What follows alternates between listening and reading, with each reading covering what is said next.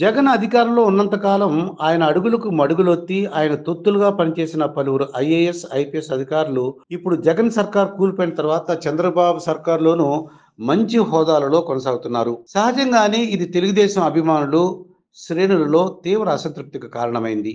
ఎందుకంటే ఈ అధికారులు జగన్‌కు వీరభక్త హనుమాన్ స్థాయిలో జగన్‌కు ఊడిగం చేశారు.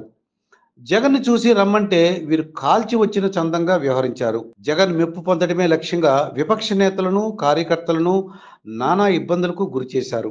నిబంధనలనేవి ఉండవని, జగన్‌కు నచ్చినట్లుగా వ్యవహరించడమే ఏపీలో ఉన్న ఏకైక నిబంధన అని వాళ్ళు నమ్మడమే కాదు, జనం కూడా నమ్మి తీరాలని విపక్షాలు అందుకు అంగీకరించాలని అన్నట్లుగా కొందరు అధికారుల తీరు జగన్ హయాంలో ఉండింది. గతంలో అంటే ఎన్నికల ముందు పలు సందర్భాలలో చంద్రబాబుకు సీనియర్ మోస్ట్ అధికారి ఒకరు హైదరాబాద్‌లో తన నివాసానికి మారువేషంలో వచ్చి జగన్ తీరు గురించి వివరించి, ఆయన ఆదేశాలను పాటించుకుంటే ప్రాణాలతో ఉండమని నమ్మకం లేదని అన్న సంగతిని చెప్పారు. అయితే చంద్రబాబు ఆ అధికారి పేరు బయట పెట్టలేదు. అది చంద్రబాబు మంచితనం. ఇప్పుడు కూడా చంద్రబాబు అదే హుందాతనాన్ని, మంచితనాన్ని ప్రదర్శిస్తున్నారు.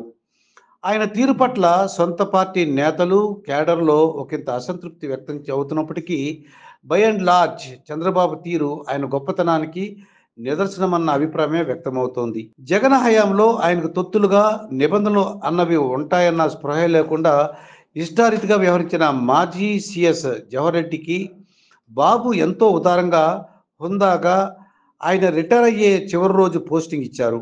అలాగే నిబంధనలను తొంగలోకి తొక్కి జగన్ అడుగులకు మడుగులొత్తేలా పనిచేసిన మరో ఐఏఎస్ అధికారిని పూనం మాలకొండయ్యకు ఆమె రిటైర్మెంట్‌కు ముందు రోజే పోస్టింగ్ ఇచ్చి గౌరవంగా రిటైర్ అయ్యే అవకాశం కల్పించారు. కక్షలు, కార్పణ్యాలు తన నైజం కాదని ఈ చర్యల ద్వారా చంద్రబాబు విస్పష్టంగా చాటారు. సరిగ్గా రిటైర్మెంట్ రోజునే పోస్టింగ్ ఇచ్చి మర్యాదగా, గౌరవంగా రిటైర్ అయ్యే అవకాశం దక్కడం నిజంగా జవహర్ రెడ్డి కూడా ఊహించి ఉండరు. చంద్రబాబు హుందాతనం, ఉదారత్వం చూసి ఆయన సిగ్గుతో తలదించుకునే ఉంటారు.